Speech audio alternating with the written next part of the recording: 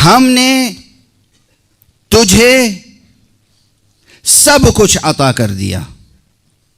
انا اعطیناک الکوثر. الکوثر خود کلمہ الکوثر کا کوئی اور ترجمہ ممکن نہیں ہے. اور جب آپ لفظ الکوثر کہتے ہیں تو کسی خاص صفت کا رنگ ابھر کے سامنے نہیں آتا. توجہ رکھیے گا. 2 کلمات عرض کر رہا ہوں، بس توجہ رکھیے گا. حق سبحانہ و تعالیٰ کا جو نام ہے، اسم ذات کہا جاتا ہے اسے، وہ کیا ہے؟ اللہ. اس کے علاوہ اللہ کے بہت سے اور نام ہیں. الرحمن، الرحیم، الکریم، الرؤوف، الودود، الرزاق، بہت سے نام ہیں نا. ایک فہرست 99 ناموں کی ہے، ایک فہرست 1000 ناموں کی ہے، ایک فہرست 1001 ناموں کی ہے، ایک فہرست 4000 ناموں کی ہے. اللہ کے نام بہت ہیں. ہر نام میں کسی خاص صفت کا رنگ جھلکتا ہے. توجہ رکھیے گا عزیزان کرام. لیکن جب لفظ اللہ کہتے ہیں تو اس میں وہ تمام صفات اس طرح جذب ہو گئے ہیں کہ کسی ایک صفت کا رنگ ابھر کے سامنے نہیں آتا. جب اللہ کہتے ہیں تو کیا رحیم کے معنی سامنے آتے ہیں؟ جب اللہ کہتے ہیں تو کیا رازق کے معنی سامنے آتے ہیں؟ جب اللہ کہتے ہیں تو کیا رؤوف کے معنی ابھر کے سامنے آتے ہیں؟ نہیں. جتنے بھی اسماء و صفات ہیں حق سبحانہ و تعالیٰ کے، سب جذب ہو گئے ہیں اس ایک کلمے میں، اور اس طرح جذب ہو گئے ہیں کہ کسی ایک صفت کا رنگ ابھر کے سامنے نہیں آتا. اللہ کہا، تمام صفات، تمام اسماء اس میں پوشیدہ ہیں، مگر کسی ایک اسم کا رنگ ابھر کے سامنے نہیں آتا. یعنی یہاں اندازہ ہوتا ہے کہ چونکہ ہر صفت حق، ذات حق میں ہر صفت کمال اپنے انتہائے کمال پر موجود ہے، تو ایک صفت دوسرے صفت پر غلبہ نہیں پا رہی ہے. یہاں پر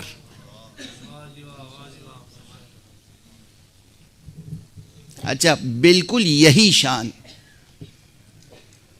اسم مبارک محمد کی ہے صلی اللہ علیہ وسلم.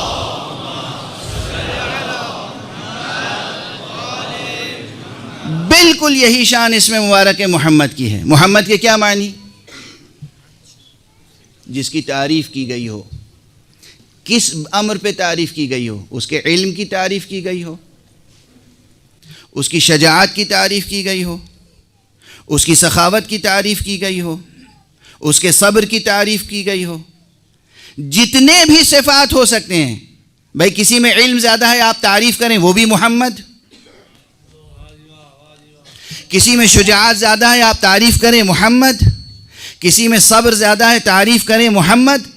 تو نامتناہی صفات تک آپ کا ذہن چلا جائے گا، مگر لفظ محمد میں تمام صفات جذب ہیں اور کسی ایک صفت کا رنگ ابھر کے سامنے نہیں آ رہا ہے.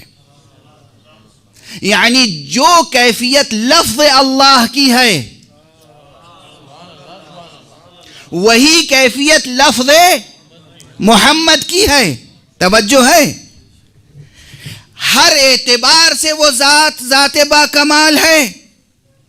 ہر اعتبار سے اس کا محمد بندہ محمود اور محمد ہے.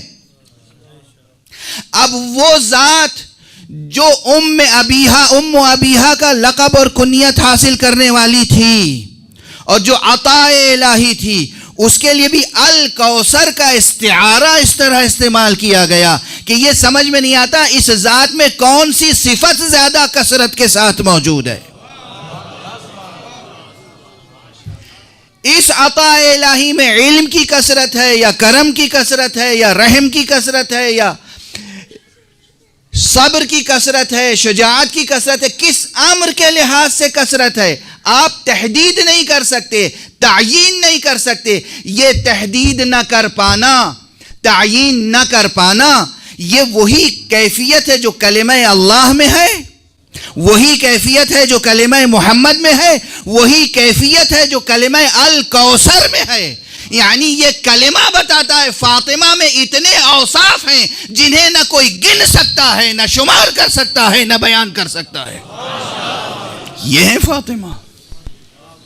اس ذات کی عطا جس میں ہر صفت درجہ کمال پر ہے، اس ذات کے لیے عطا جس میں ہر صفت درجہ کمال پر ہے، اور عطا بھی وہ ہے جس میں ہر صفت کثرت کے ساتھ پائی جاتی ہے۔ اور ہمارے یہاں کیا سورہ ہے، کیا قصیدہ ہے، کیا ستائش ہے۔ یہ خود سورہ مصداق ہے صلوات الہیہ کا۔ اللہ نے جو اپنے نبی کی اور اولاد نبی کی عطرت نبی کی ستائش کی ہے، ان ستائشوں میں سے ایک ستائش سورہ کوثر ہے۔ یعنی سورہ کوثر میں یہ لفظ کوثر الکوثر کا استعارہ، اور اس میں کوئی شک نہیں ہے کہ یہ استعارہ صرف اور صرف ذات گرامی حضرت زہرا سلام اللہ علیہا کے لیے ہے۔